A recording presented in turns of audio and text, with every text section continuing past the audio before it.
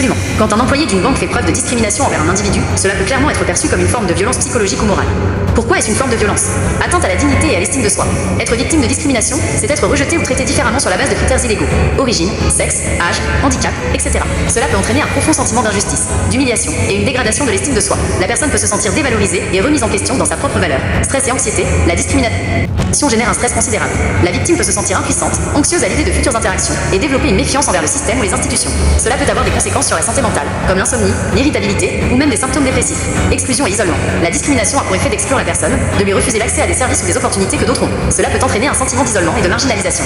Harcèlement discriminatoire. Si la discrimination est répétée ou systématique, elle peut même s'apparenter à du harcèlement discriminatoire, qui est une forme de harcèlement moral. Des décisions de justice ont d'ailleurs déjà reconnu des préjudices moraux importants liés à des situations de discrimination, y compris dans le secteur bancaire. Que dit la loi? La discrimination est interdite par la loi en France. L'article 225-1 du Code pénal liste de nombreux critères sur lesquels aucune distinction ne doit être opérée. Origine, sexe, situation de famille, grossesse, apparence physique, handicap, opinion politique, activité syndicale, conviction religieuse, etc. La domiciliation bancaire est également un critère de discrimination récemment ajouté, notamment pour protéger les personnes d'outre-mer. Que faire en cas de discrimination? Si tu penses être victime de discrimination bancaire, tu as des recours. 1. Contacte le service réclamation de la banque. 2. Si la réponse ne te satisfait pas, tu peux saisir le médiateur bancaire. C'est une démarche gratuite et indépendante. 3. Tu peux également te tourner vers le défenseur des droits, une autorité administrative indépendante, qui lutte contre les discriminations et aide les victimes à faire valoir leurs droits. 4. En dernier recours, tu peux saisir les tribunaux compétents. Il est important de ne pas rester seul, face à une situation de discrimination et de chercher de l'aide. Oui, absolument. Quand un employé de banque profère des menaces verbales envers un client, cela est une faute grave et peut avoir des conséquences légales et professionnelles. C'est une forme de violence psychologique et morale qui n'est absolument pas tolérable. Voici pourquoi et que faire. Pourquoi est-ce grave? 1. Atteinte à l'intégrité psychologique.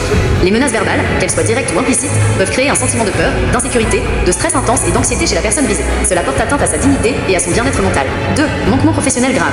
Un employé de banque est censé représenter son établissement avec professionnalisme, courtoisie et respect. La menace verbale est une violation flagrante des règles de conduite professionnelle et des obligations de service envers le client. 3. Nature délictuelle. Selon la nature et la gravité des propos, les menaces verbales peuvent constituer une infraction pénale en France. Menace simple.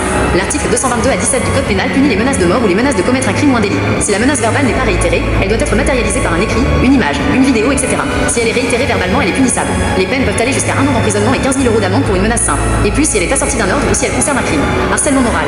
Si les menaces verbales sont répétées et ont pour objet ou pour effet une dégradation des conditions de vie de la victime, cela peut être qualifié de harcèlement moral.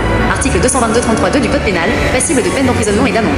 Injure ou diffamation. Si les propos sont injurieux ou diffamatoires, ils sont également répréhensibles. 4. Responsabilité de l'employeur. La banque, en tant qu'employeur, a une obligation de sécurité envers ses clients et doit veiller à ce que ses employés respectent les règles de conduite. Elle peut être tenue pour responsable des agissements de ses salariés. Que faire si cela t'arrive? Il est crucial de réagir face à une telle situation. 1. Prends des notes détaillées. Note la date, l'heure, le lieu exact, le nom de l'employé si tu le connais, les propos exacts tenus et toute personne qui aurait pu être témoin de la scène. 2. Signale le fait immédiatement à la banque. Commence par le service réclamation de la banque, de préférence par écrit, lettre recommandée avec accusé de réception ou email traçable pour avoir une preuve de ta démarche.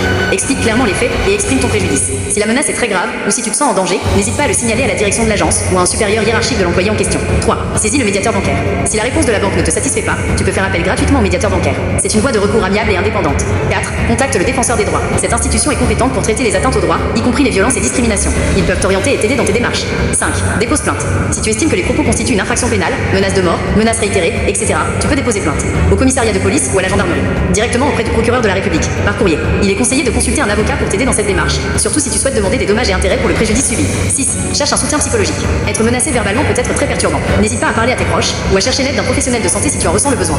Ne minimise jamais ce type d'agissement. Les menaces verbales, surtout dans un cadre professionnel et institutionnel comme une banque, sont inacceptables et doivent être signalées.